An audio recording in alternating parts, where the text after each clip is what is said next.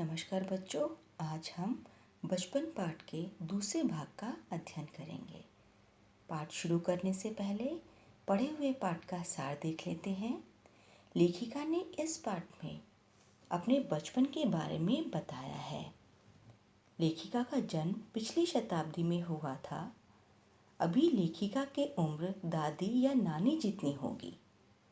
बचपन से लेकर अब तक उनके पहनावे में बहुत परिवर्तन आए हैं। बचपन में वह रंग बिरंगे कपड़े पहनती थी, जैसे नीला, जामुनी, ग्रे, चॉकलेटी, काला आदि। परंतु अब वह सफ़ेद रंग के कपड़े पहनती हैं। पहले वे फ्रॉक, निकरवॉकर, स्कर्ट, लहंगे, गरारे पहनती थी, लेकिन अब चूड़ीदार और घेरदार कुर्ते पहनती है। बचपन में जो फ्रॉक उन्होंने पहनी थी, उनमें से कुछ फ्रॉक उन्हें आज भी याद है। उन्हें अपने बचपन के मोज़े और स्टॉकिंग भी याद है। उन्हें अपने मोज़े खुद धोने पड़ते थे। हर रविवार को अपने मोज़े वह धोती थी और मोज़े धोने के बाद अपने जूतों को पॉलिश किया करती थी। उन्हें नए जूते से ज़्यादा पुराने जूते पहनना पसंद था, क्योंकि नए जूते पहनने से पैरों में छाले हो जाते थे। आज भी उन्हें बूट पॉलिश करना बेहद पसंद है। हर शनिवार को उन्हें सेहत ठीक रखने के लिए ऑलिव ऑयल या कैस्टर ऑयल पीना पड़ता था। उन दिनों रेडियो और टेलीविज़न नहीं था, केवल कुछ घरों में ग्रामोफोन थे। लेखिका के अनुसार पहले और अब के खाने में भी अंतर आ गया है। पहले की कुल्फ़ी अब आइसक्रीम हो गई है। कचौड़ी समोसा पेटीज़ में बदल गए हैं। शरबत कोक और पेप्सी में बदल गया है। लेखिका के घर से मॉल नज़दीक था। उन्हें हफ्ते में एक बार चॉकलेट खरीदने की छूट थी और सबसे ज़्यादा चॉकलेट उन्हीं के पास रहती थी। उन्हें चना ज़ोर गरम और अनारदाने का चूरन भी बहुत याद आता है। लेखिका को पहले के चने ज़ोर गरम और अब के चने ज़ोर गरम में अंतर नहीं लगता, उसका स्वाद वैसा ही है। लेखिका ने अपने बचपन में शिमला रेस पर बहुत मज़े किए हैं। घोड़ों की सवारी भी की है। तो चलिए बच्चों, अब आगे का पढ़ते हैं हम पृष्ठ संख्या 8 से। हम जाने क्यों घोड़े को कुछ कमतर करके समझते, उस पर हंसते थे। ननिहाल के घोड़े कुछ हष्टपुष्ट और खूबसूरत, उनकी बात फिर कभी। लेखिका बताती हैं कि जो घोड़े हमारे वहाँ पर होते थे, अर्थात मेरे घर के वहाँ पर होते थे, वो कुछ कमतर थे, अर्थात कुछ कम अच्छे थे। लेकिन मेरे ननिहाल के अंदर जो घोड़े थे वो बहुत ही ज़्यादा हष्ट-पुष्ट अर्थात तगड़े स्वस्थ घोड़े होते थे। लेकिन उनकी बात फिर कभी करेंगे। शाम को रंग बिरंगे गुब्बारे, सामने जाखू का पहाड़, ऊंचा चर्च। चर्च की घंटियां बजती तो दूर दूर तक उसकी गूंज फैल जाती। लगता इसके संगीत से प्रभु यीशु स्वयं कुछ कह रहे हों। लेखिका बताती है कि शाम का जो वातावरण था वहाँ का बहुत ही ज़्यादा सुहावना हो जाता था। अर्थात सूर्यास्त के समय दूर दूर तक फैले पहाड़ जो थे वो मनोरम दृश्य प्रस्तुत करते थे। चर्च की बजती घंटियों को संगीत सुनकर ऐसा लगता था जैसे प्रभु यीशु ही कुछ कह रहे हों।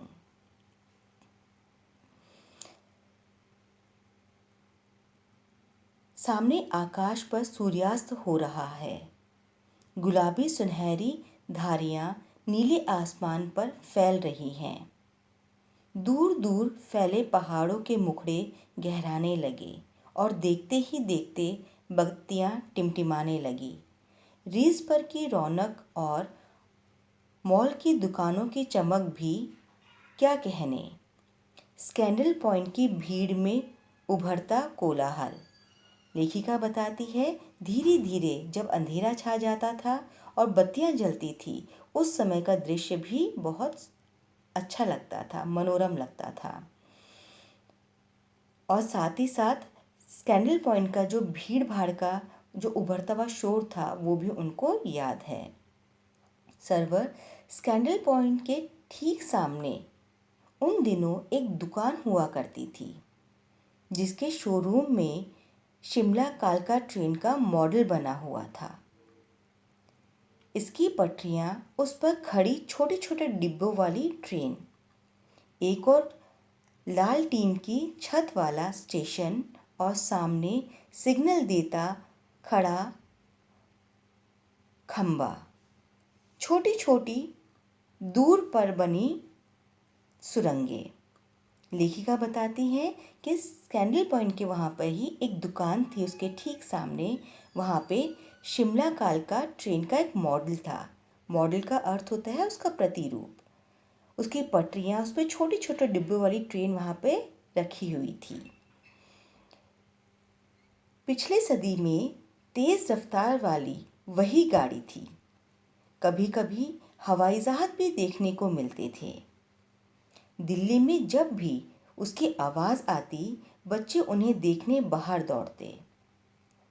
दिखता एक भारी भरकम पक्षी उड़ा जा रहा है, पंख फैलाकर। यह देखो, और वह गायब। उसकी स्पीड ही इतनी तेज़ लगती। हाँ, गाड़ी के मॉडल वाली दुकान के साथ एक और ऐसी दुकान थी जो मुझे कभी नहीं भूलती। यह वह दुकान थी जहाँ मेरा पहला चश्मा बना था। वहाँ आँखों के डॉक्टर अंग्रेज़ थे। लेखिका बताती है कि जो शिमला कालका की जो ट्रेन का मॉडल था, वो शिमला कालका ट्रेन उस समय अर्थात लेखिका के बचपन के समय बहुत तेज़ चलने वाली गाड़ी थी, अर्थात स्पीड से चलने वाली गाड़ी थी। इसके साथ साथ कभी कभी बचपन में उन्होंने हवाई जहाज़ भी देखे थे। जैसे ही आवाज़ आती, सारे बच्चे उसको देखने के लिए दौड़ते और ऐसा लगता जैसे आसमान में बड़ा सा पक्षी जो है पंख फैला के चला जा रहा है और उसकी स्पीड इतनी अधिक होती, उसकी गति इतनी तेज़ होती कि दिखा और पल भर में गायब। लेखिका बताती है कि इसके साथ साथ एक दुकान उन्हें और याद आती है, जो बिल्कुल उसके पास वाली ही दुकान थी जहाँ पर कि लेखिका का पहला चश्मा बना था। शुरू में चश्मा लगाना उन्हें अटपटा लगा। छोटे बड़े मेरे चेहरे की ओर देखते और कहते, आँखों में कुछ तकलीफ है, इस उम्र में ऐनक दूध पिया करो। मैं डॉक्टर साहिब का कहा दोहरा देती, कुछ देर पहनोगी तो ऐनक उतर जाएगा। लेखिका कहती कि शुरू के अंदर चश्मा जो था वो मुझे बड़ा अटपटा लगा था, लेकिन बाद में वो मेरे चेहरे के साथ में घुल मिल गया। जितने भी लोग मुझे देखते थे, चाहे कोई छोटा हो चाहे बड़ा, सबके सब मुझे सलाह देते थे और मुझे कहते थे, आँखों में कोई तकलीफ है, दूध पिया करो। मैं जब भी कोई ऐसी सलाह देता था, उन्हें डॉक्टर साहिबा जो थे उनकी बात दोहरा देती थी कि अगर मैं लगातार चश्मा पहनूंगी तो वो उतर जाएगा। वैसे डॉक्टर साहिब ने पूरा आश्वासन दिया था, लेकिन चश्मा तो अब तक नहीं उतरा। नंबर बस कम ही होता रहा। मैं अपने आप इसकी जिम्मेदार हूँ। जब आप दिन की रोशनी को छोड़कर रात में टेबल लैंप के सामने काम करेंगी तो इसके अलावा और क्या होगा। हाँ, जब पहली बार मैंने चश्मा लगाया तो मेरे एक चचेरे भाई ने मुझे छेड़ा, देखो देखो कैसी लग रही है।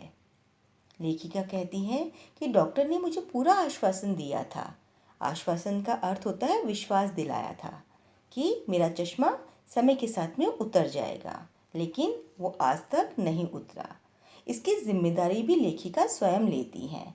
लेखिका कहती हैं कि इसकी जिम्मेदार भी मैं खुद ही हूँ, क्योंकि वह दिन की रोशनी में न पढ़ के रात को टेबल लैंप की रोशनी में पढ़ती थी।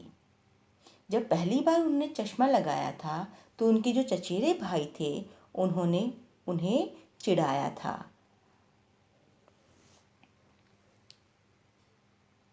आँख पर चश्मा लगाया ताकि सूझे दूर की, यह नहीं लड़की को मालूम सूरत बनी लंगूर की। लेखिका कहती है कि जब मैंने पहली बार चश्मा लगाया और मेरे भाई चचेरे भाई ने जब मुझे देखा तो उन्होंने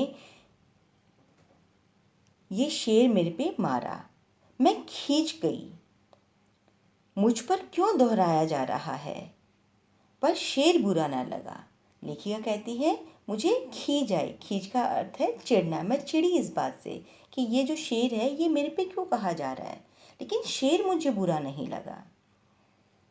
जब वह चाय पीकर चले गए, मैं अपने कमरे में जाकर आईने के सामने खड़ी हो गई।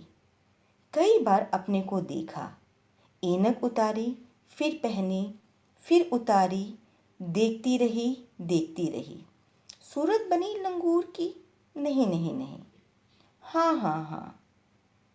लेखिका कहती है जब वो चले गए घर से तो मैं कमरे में जाती और कमरे में जाने के बाद में शीशे के सामने खड़े होकर अपनी सूरत देखती। कई बार मैंने चश्मा पहना और उतारा और उनकी बात जो थी कि सूरत बनी लंगूर की, कई बार तो लगता कि नहीं, लंगूर की सूरत तो नहीं लग रही, लेकिन कई बार लगता कि शायद हाँ लग रही है। मैंने अपने छोटे भाई का टोपा उठाकर सिर पर रखा। कुछ अजीब लगा, अच्छा भी और मजाकिया भी। लेखिका कहती है उसके बाद में मैंने अपने छोटे भाई का टोपा अपने सिर पे रख लिया।